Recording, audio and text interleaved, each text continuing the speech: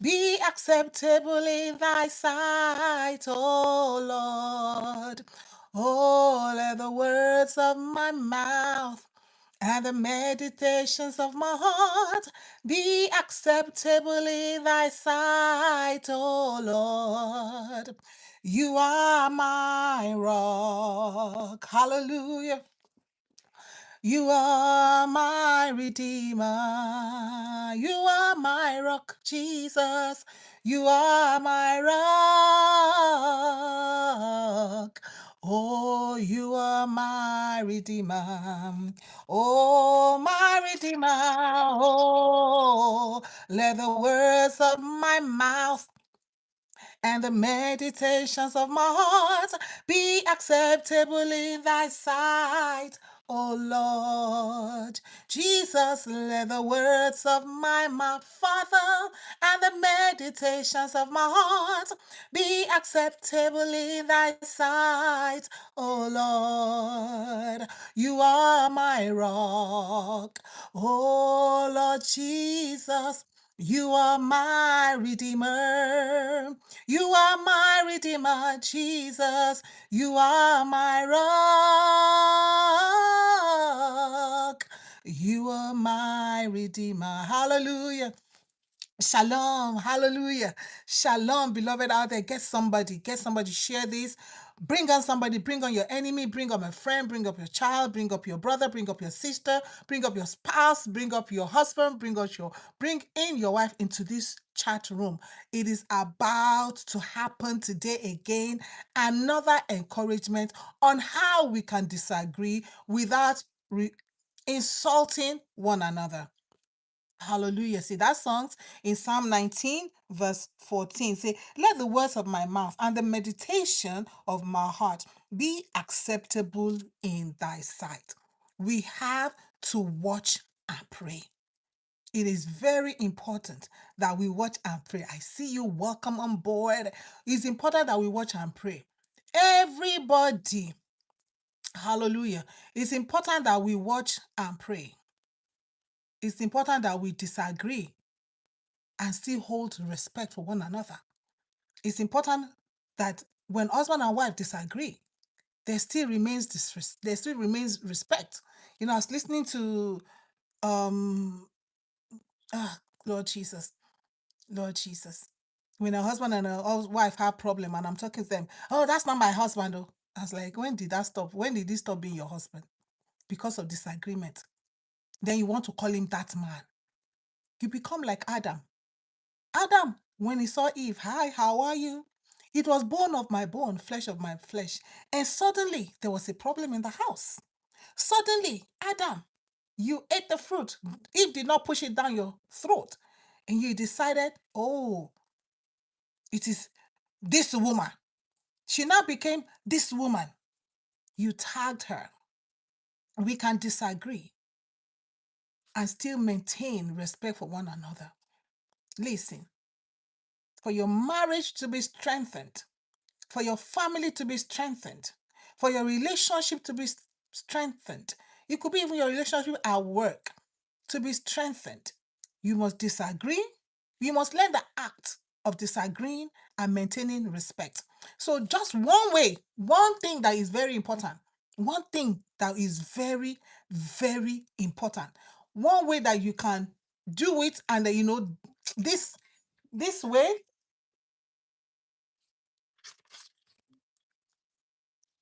Let me shoot this thing. Give me one moment. One way that is proven, one way that is proven is we be careful what comes out of our mouth. That's why I sang that song.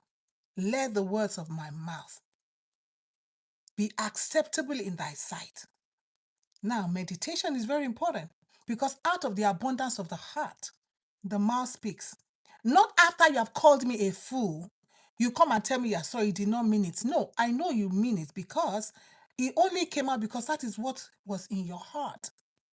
It has always been there. You just needed an opportunity to come out. How would a husband and a wife have a disagreement? And the husband will turn and tell the wife, you this prostitute, you this olosho. Why? And then the wife on the other hand, you say, you this foolish man. Why? You see, those words are heavy words. My friend says something, and then when she told me, I said, why did you say that to your husband? I'm like, that's a heavy word. She, she's like, but he annoyed me. I said, it doesn't matter. Two wrongs never make it right. There are some words you don't say. You don't say to anybody because you did not create anybody. And we must understand and recognize that we are all from different backgrounds. If you understand, even God understands us. That's why God said in His word, He knows that we are but men. He knows that we are but men. So He's long suffering. Exodus 34:6. The Lord God, gracious and merciful, He is long suffering. And that's one of the fruits of the Spirit. Long suffering, perseverance, because we are not from the same background. We did not grow up in the same household. Sometimes I wonder why some husbands think that their wife should think like them. Even your sister that grew up with you doesn't even think like you. That is the same mother, the same father, grew up in the same house with you, ate the same food that your mother cooked. She doesn't even think like you. Now you're going to bring this woman from a totally different background, different environment, different community, different parents, different education, different school, everything different. And then you suddenly want her to begin to think like you. Now, if she doesn't think like you think there's something wrong with her. The same thing with the wife. This man you married, you said to, I will, I do. You want this man to now begin to think like you. The man did not grow up in your house. He did not grow up under your parents' tutelage. Did not want to go to the same school with you. Did not eat the same food with you. From a different family, different upbringing, everything different. Sometimes from even a different country, even from a different state. Even if it's the same state itself, even if it's the same village you people came from, you did not grow up in the same household. And so there's those dynamics. When you marry a man, when you marry a woman, you know what you marry? You marry all that. You marry the man's upbringing. You marry the woman's upbringing. If the man used to eat only swallow, when you married him, you are marrying a man that he swallow. So he cannot begin to say, oh, hey, man, why you eat swallow so much? That's how he grew up. That's how he grew up. You cannot just change the man overnight and think that, oh, you should change. No, no, no. You marry that man that is Mr. Swallow. When my husband is not romantic, he will not be romantic. He does not come from Rome. He's not a Roman. He's not from Rome. Mr. Romanus. You did not marry Mr. Romanus. In his family, he never saw the father Romanus. He did not see the mother Romanus. He did not see Uncle Romanus. In the whole village, there's no Romanus there. So you now want to say, oh, my husband is not romantic. How are you going to be romantic? He is not. And I hear people say, if they did not train that person, they should train ourselves. You see, that is what we're calling name calling today. That's what we're talking about, the art of a healthy disagreement. You never tell somebody, oh, if they did not train you well, if they did not train, your parents did not train you well. That is an insult to the parents of the wife or the husband that you're married. And I think that is what we say, you have crossed the line. That wife will never forget such a statement. That husband will never forget that statement. They can forgive you, but every time the devil will bring it up. You know what he told you? He told you that your parents did not train you well.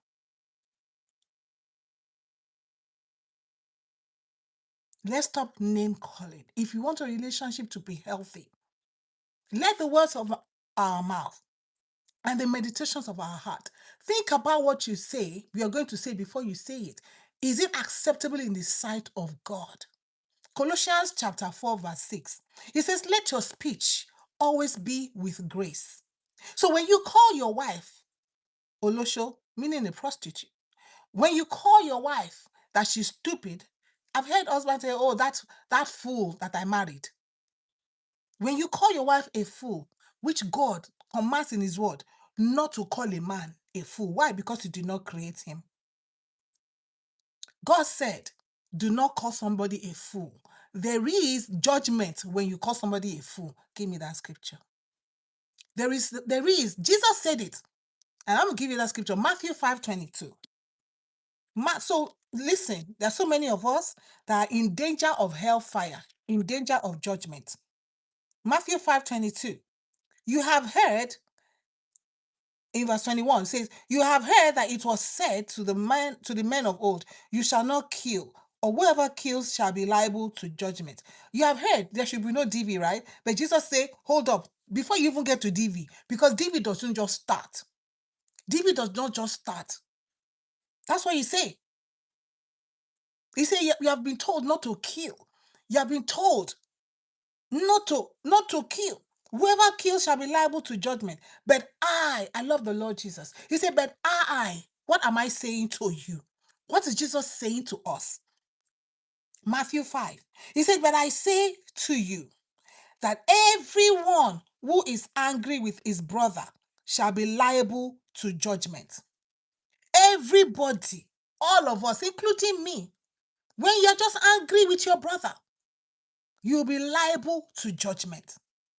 There's only one anger that is accepted, and it's called a righteous anger. When you're angry because people are sinning against God. When you're not angry because they are trampling on your right. Which right do I have? Which right do you have? Who gave you the right? Even the government that say you have the right of speech, when it's ready, they will do you something, they say, okay, that's the right of speech. Well, they will go to the same constitution and find a way to deny you that right of speech. See, ain't no right anywhere. And so God is telling us in his word. But I say to you, have you seen this scripture? Have you seen this scripture? When you say, I'm angry at my wife, the Bible says you are liable to judgment. Liable to judgment. Whoever insults his brother, listen to the word of God today.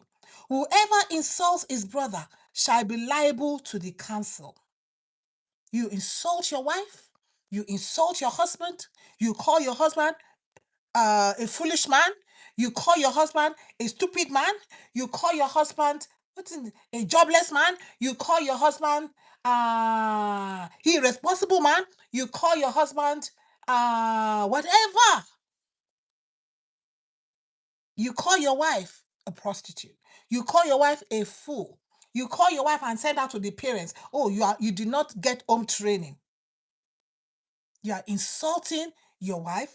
You are insulting her intelligence. And this is what the scripture says. Have you read the scripture before? You're liable to cancel. And whoever says, this is what I used to tell my children, whoever says, you fool. See, when you call your husband a fool, you are telling God, you created a fool. And so God takes that one personally because your husband is God's creation.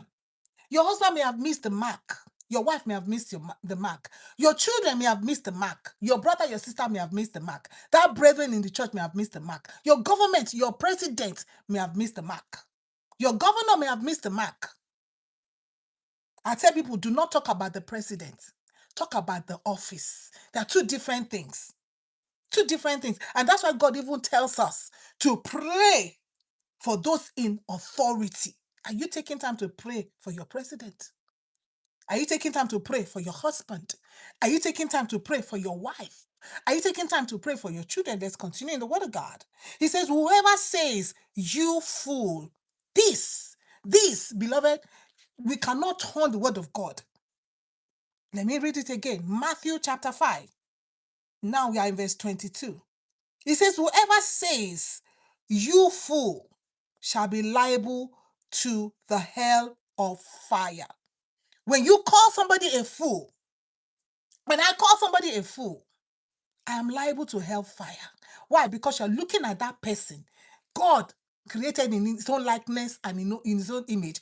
And you're calling that husband, you're calling that wife, you're calling that child a fool. You're calling that governor, you're calling that mayor, you're calling the president. Listen, I don't even have party. My party is Jesus' party. Everywhere I go. Okay? People sometimes you vote to I vote to Jesus. Amen. Because he's the one that can be trusted. You cannot trust any man. All right?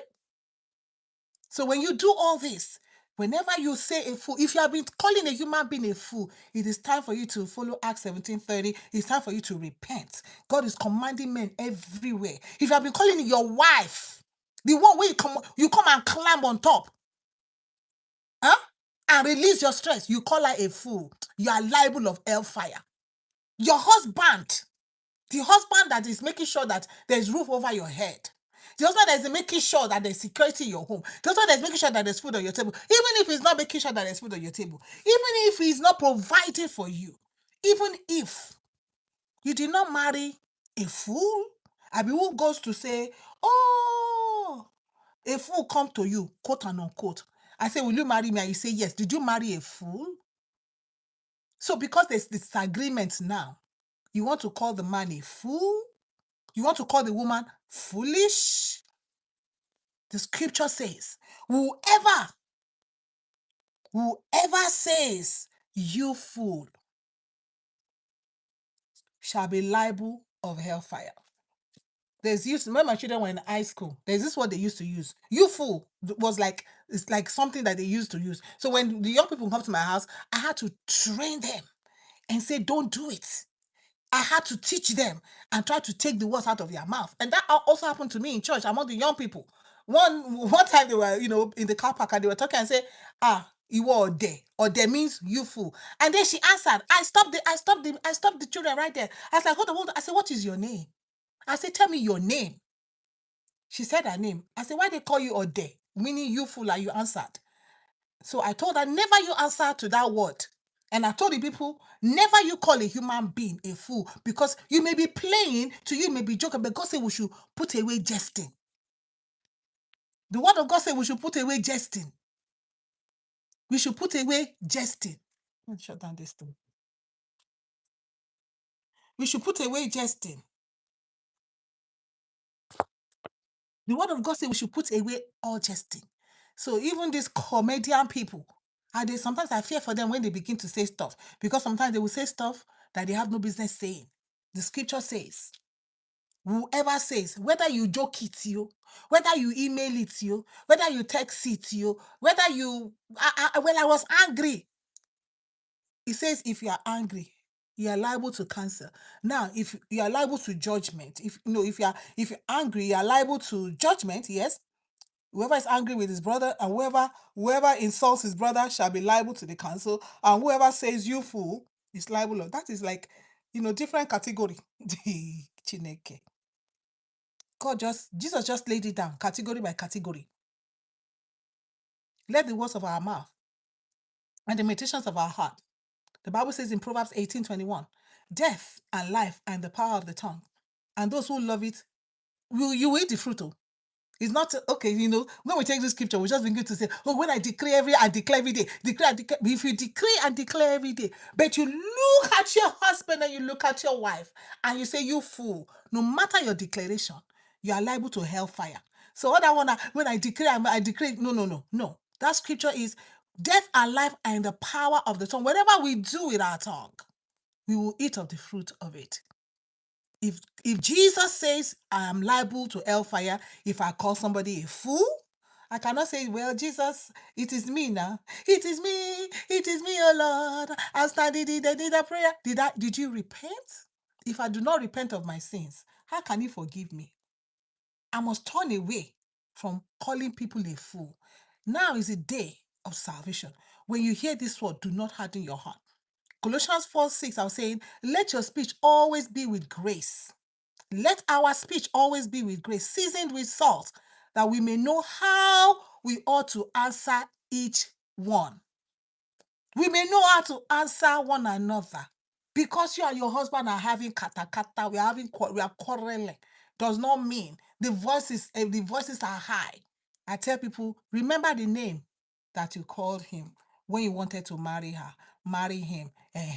Sweetie Onibu, let that name continue.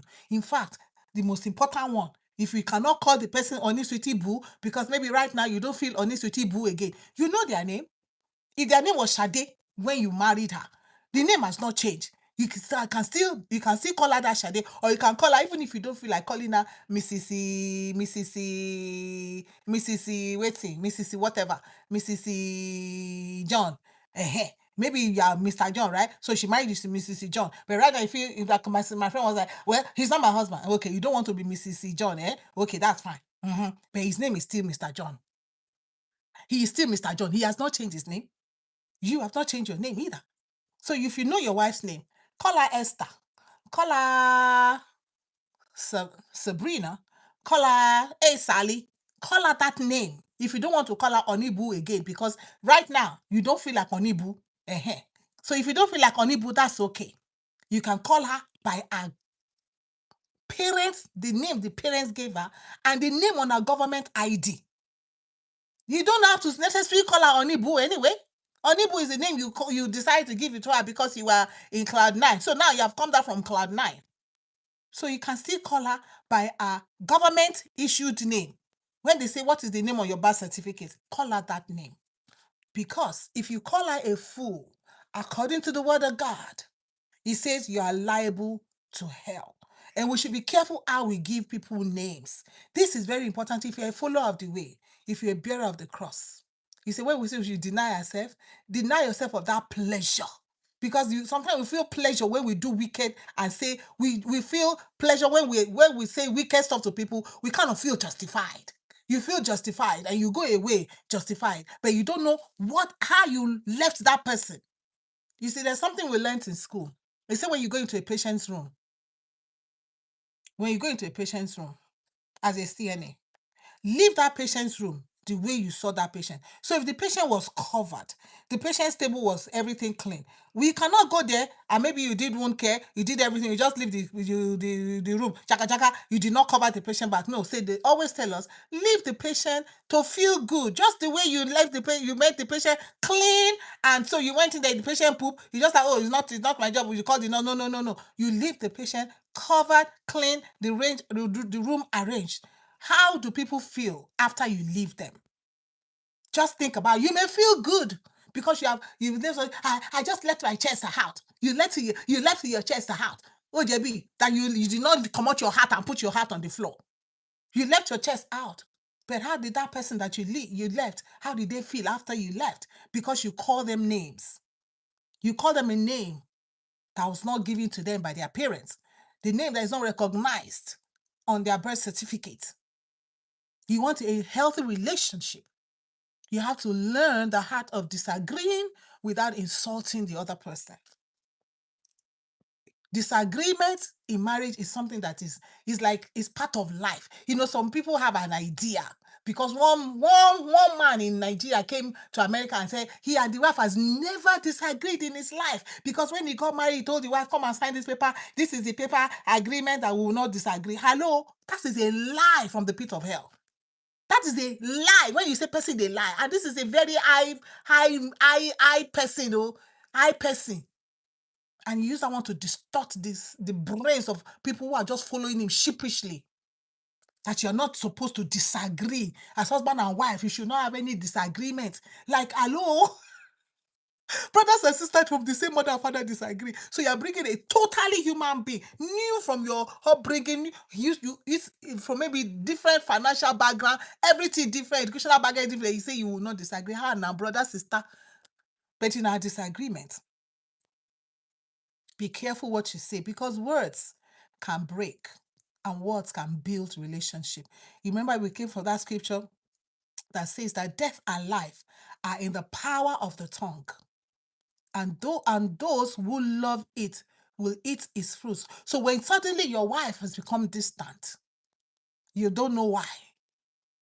You are eating the fruit of the words that you have spoken to her. You're going to eat the fruit because the word of God don't lie. So whatsoever a man soweth, that shall he reap. But you can repent today. You can stop attacking the person. Attack the issue. If there's an issue on the ground, deal with the issue. If the issue of insecurity in your country, deal with the issue of the insecurity. Leave the president alone. Do not attack the president. If there's the issue of what do you call this thing? What do you call this thing? Oh, why you can't disappear? When the grocery price is high, I see how much I'm paying for gas. I'm like, oh my God. Inflation. Thank you. If there's an issue of inflation in your country, which is all over the world, listen, you don't disagree with the president. You deal with the issue of inflation. You deal with the issue. You talk about that issue of inflation. But you do not call your president's name. You know, somebody said something about the president here, and I said, no, you don't call him that name. I said, no, don't call him that name. Don't. She was like, but I don't care what the internet is saying. I don't care what they are calling that person, but don't call him that name. That is not his God-given name. And I tell you what happened to me. My sister of blessed memory, my mechanic is an Igbo person, right? And you know, of course, Igbo people. I was with my mechanic, or not my mechanic really, the guy that does body work. So I was with him, that lucky, thank you, Jesus. I was with him that day, and then she was saying, so I said, Omo Igbo, come and talk to Omo Igbo. So my sister was like, but that's not his name. Call him his name. Call him the name that the parents gave him. I said, oh my God. And I also got that. And I've been trying so hard to make sure I don't call people names and give them tag, because when you call them somebody or Moibo, is a tag. How do I live? How do people leave my presence? You don't need to insult people. You can do marriage without verbal warfare. You throw missile. The words that we speak are very powerful. Be careful for as you drop words, even in with your children. Oh, this stupid child. How are you going to call your child stupid? God gave you a child. The child other people are looking for, praying for.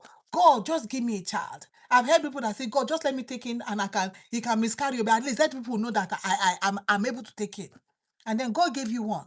Oh, that child can misbehave. Children misbehave. All of us. That's what I tell people who feel like, see, oh, well, my wife, this, my wife. I said that, don't you yourself, don't you offend God? So why you feel that you offense to you, it is unforgivable when you yourself, you offend God? I mean, it's everything that God told us to do that you are doing.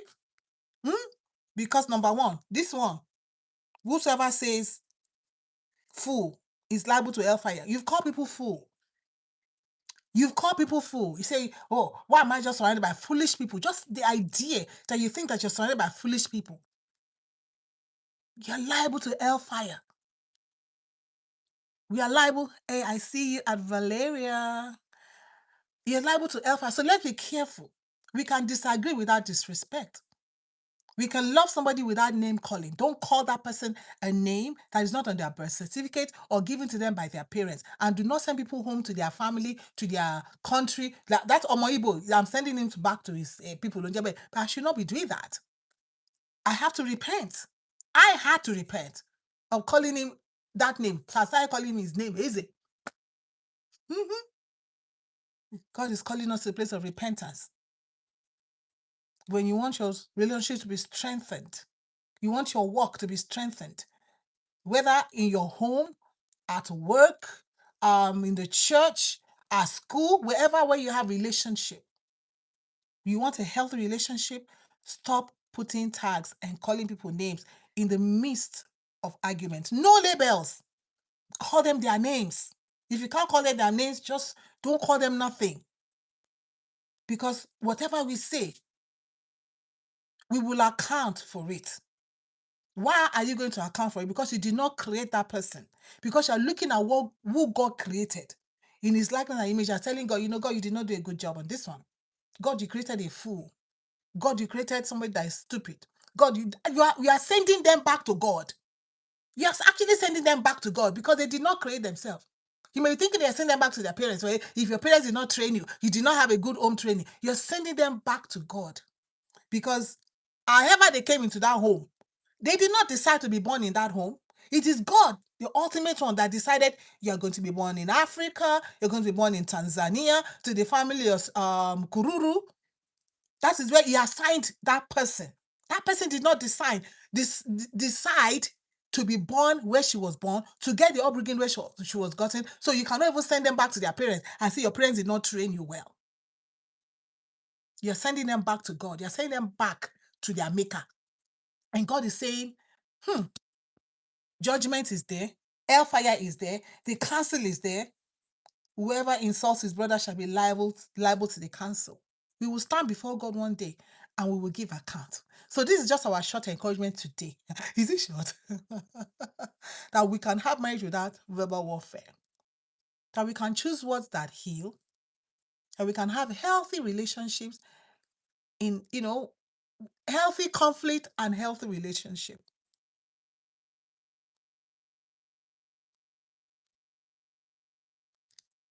So today, we are calling you to the place of repentance. You don't always have to do that. We always have to call us back to the place of repentance. We have to come back to the place of repentance where you can repent of your sins. You can say, God, forgive me, and I'm not going to do it again. That's what repentance means. You say you're going to acknowledge your way and you're going to turn away from your wicked ways. So you may want to go to ask some people to forgive you for calling them names that is not on their birth certificate. In the midst of your argument, you probably not even angry, because sometimes you don't have to be angry. Sometimes you're just arguing and the words just come because you're just used to those words. But you can go to them and ask for forgiveness. Bible says that if you want to give an offering, remember somebody has hurt against you. Not that you have hurt against that person, but somebody is feeling one kind because of what you sent today. So drop your offering and go make amends. Go and ask somebody to forgive you. Say we should confess our sins one to another, and then we should pray one for another. You did not say go to the father. You did not wrong. The word you say, you did not say it to father. You did not say it to the priest. You said it to another person. Go and ask for forgiveness. Tell them that I'm not going to say such words to you again. Your name is Robert. I will endeavor in our discussion and our arguments to maintain the name Robert. If just in case I don't want to call you Honey Boo, but I can call you by your parents' given name, your government assigned name too. The Lord bless us as we continue in our walk with God. God give us grace. It's not easy. Is it that it's going to be easy? No, it's not an easy road. When we're traveling to heaven, for many are the thorns on the way. Oh, it's not an easy road, but the Savior is with us. His presence gives us joy every day. So watch the words that we say one to another. May the Lord give us grace. May the Lord guide us, give us the Holy Spirit to help us in this work of faith. Shalom. Hallelujah. Thank you, Jesus. Glory.